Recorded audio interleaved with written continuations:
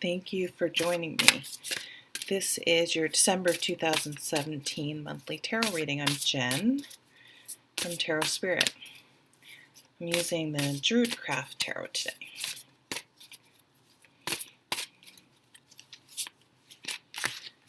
Okay, let's see what's what.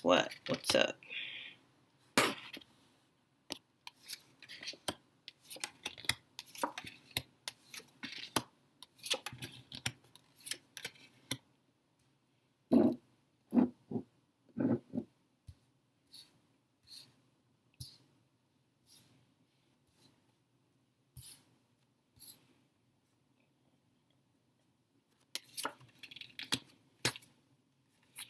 Okay, so at the bottom of the deck, we have the Seven of Cups. And this is a very Pisces type energy, meaning it's very dreamy, it's very creative, and it's that point in time of the creative process that's really necessary. It's like the first step. You need to be able to dream and get ideas and get inspiration before you can actually create art or write, or even it doesn't even have to be just creative in the traditional sense, but before you need to be able to have a plan, think, and let your mind work before you can implement and do things. So being at the bottom of the deck this month in December, it makes me feel like it's time to start maybe bringing that energy that you have, those ideas, those dreams, those creative ideas, start moving them from the staging and thinking process into some actual tangible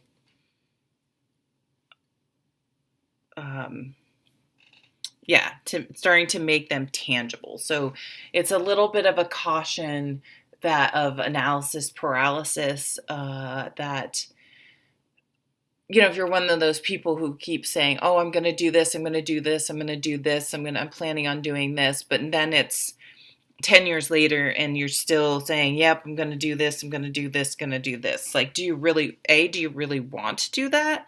And B, when? like it's time to move that into action. And even if, let's say you've always wanted to write a book or something like that, what can happen? Yeah, well, I don't really know exactly what I want to write. I'm not really sure. Just start writing. Just start, even if it's a list, just start writing ideas down. Do something is the point. I decided to lay out use reversals this month. I mean, I feel like I always use reversals. I just sort of look at the surrounding cards to see where the card is, if it's more positive or more negative, and not that upright and reverse mean positive and negative. It depends on the card. But the way I'm sort of reading them is it's like you want it to be in the direction that's more positive, right? So like what can you do? For example, you have this Ace of Cups. What can you do to bring it upright? Now, this is a pretty darn positive card in any direction. But for me, I feel like, if it is upside down, it's you won't be able to keep it full, right? So where are your emotions being drained rather than filled up? There's this, I think it's a children's book about filling your bucket, and like, are you filling other people's bucket, or are you emptying it? And I just saw 444. So are people around you filling your bucket, or are they emptying it? And if they're emptying it and draining your good emotions, like emotionally exhausting, like just are filling you with negative emotions. So I feel like there is a cup and you only have room for so much. And if people are just constantly filling it with negativity, or you're constantly being drained, like these energy vampires, like being drained, emotionally drained, um, what's up with that? Like that needs to stop, because you can't be useful to anyone if you're just emotionally drained. And we do have this 3 of Swords. Now it is reversed. It's like someone hurt you. There's been a hurtful situation. There's been something that really like when you found out about it, or when it really became clear, it hurt. It hurt a lot. And it's something you want to be careful that you're not hanging on to still, like it's still not underneath the surface there, um just still stinging. And that we are not responsible for other people's behaviors. I feel like when the 3 of Swords is out, it's one of those things where it can be a real mind F, you know what I mean? And like say someone cheats on you, somehow they turn it around and it's your fault, right? Like somehow, oh, if I'd only done this, this, and this, if I'd only done this, and they wouldn't have done that. It's like, well, you know what? No, you can't control someone else, and you have to be careful. It's like a codependency thing that you're not being responsible for other people's behaviors, and that you're really being the leader in your own life. The Emperor for me is about being responsible for your decisions and making decisions that with the consequences that are what is best for you individually. Now, this doesn't mean being selfish. It doesn't mean you're completely ignoring all the key players in your life. However, there are a lot of controlling people that will tell you very strongly and that this is what you should do, and I'm not going to support you if you don't. But I tell you what, they're the quickest to be, if it doesn't work out, or if you're like, hey, you told me, they're like, hey, you didn't have to do what I told you to do. That will put it right back on you. So having the confidence and courage and strength of character to live your life authentically, what's best for you, even if it doesn't make everyone happy, because you can't make everyone happy. So not worrying so much about what other people are thinking. Now, the things are changing. The world is churning and burning around you. That's never going to stop. But you can change your fortunes around. This is upright and smack dab in the middle of the deck.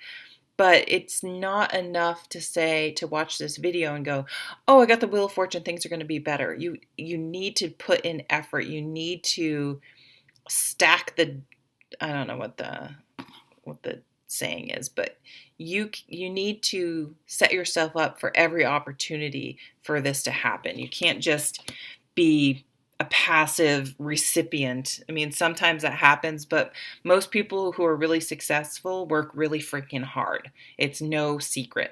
Are you going to be a doer or not? And the Queen of Pentacles, again, she's upside down. So how do you turn her around? Well, you do stuff. These Pentacle cards, they may be slow. They may not have instant gratification, but they're always successful because they don't throw up their hands if they don't work. They don't just make a decision by not making any decision and just hoping that things change. They do things. They're doers. So again, taking those things that you've been mulling over and thinking about, I'm going, coulda, shoulda, woulda, I want to, and putting them into practice and actually making them happen. And it's interesting, the Hermit is in reverse. So he's all about figuring out what you want. So for me, this means you're still projecting outward. You're still thinking about what other people wants, needs, what they think, what their thoughts are. So it's like, what do you want? What is your guiding light? Not what your dad told you, not what your mom is pressuring you to do, not what your significant other wants, not what your society, culture that you're brought up in tells you. What is your, you take all of that, but what makes sense to you? What is your guiding light? What do you really think? So again, having the courage and strength of character to live authentically for yourself. And this is a theme I'm already seeing in these readings, to transform your life. If you're unhappy in any part of your life, it's not going to change unless you do something. You transform how you're thinking about things and actually put some things into action. If you want to get healthy, if you want to lose weight, you need to exercise and change your eating habits. There are a million plans out there, Weight Watchers, Atkins. Like, I saw a talk, and as much as they tried to disprove things like Atkins, because our brains can't get over that fat's bad, they said it didn't matter which program someone used, as long as they used someone and then used a program. So don't think, oh, I want to lose weight, and not really having a plan and knowing what you're doing and then implementing it. To really transform your life, you have to make changes in it. And why don't we do that? Obviously, Jen, duh, that's obvious. So why do we spend a lot of our lives here hoping, wishing, and dreaming about how things could be, instead of actually transforming? It's all about doing. If you're a doer or not. It's really that simple. Like, I want to lose weight. Oh, I don't have time. Well, I could get up an hour early, but you hit snooze every time. Or you spend, and oh my God, this is me. Or, I'm on level 1 million in Soda Crush, and sitting here playing Soda Crush when I could have been on the treadmill or something like that. And the 9 of Wands, like, it's like, I get this feeling of you guys, like, there's some part, and this isn't your whole life. This is just probably just one thing, one little, it could be even something small. Like, I just don't want to deal with it. I just don't want to, if I implement it, it's going to be hard.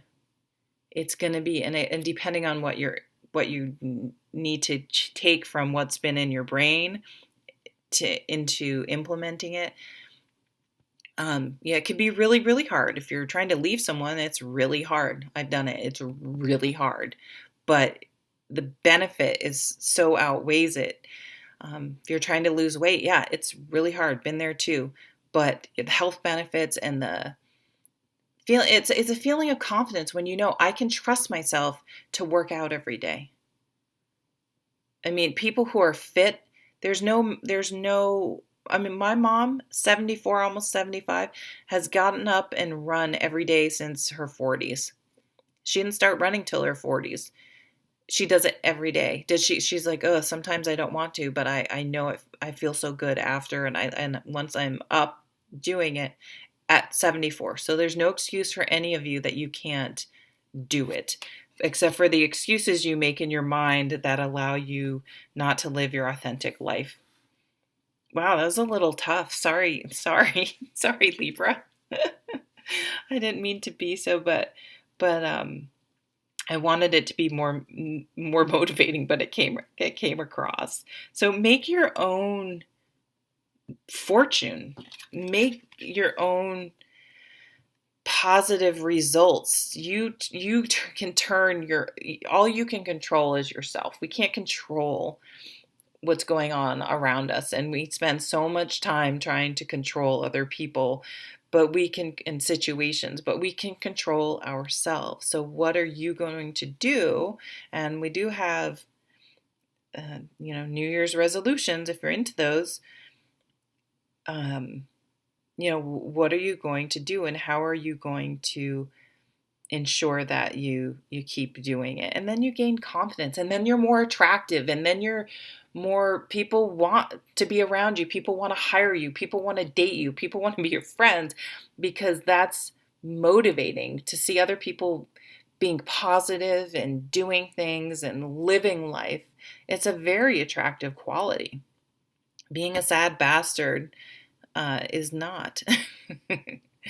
So I hope you have a lovely, lovely month and a lovely holiday, whatever you celebrate or not, that you have a lovely month of December.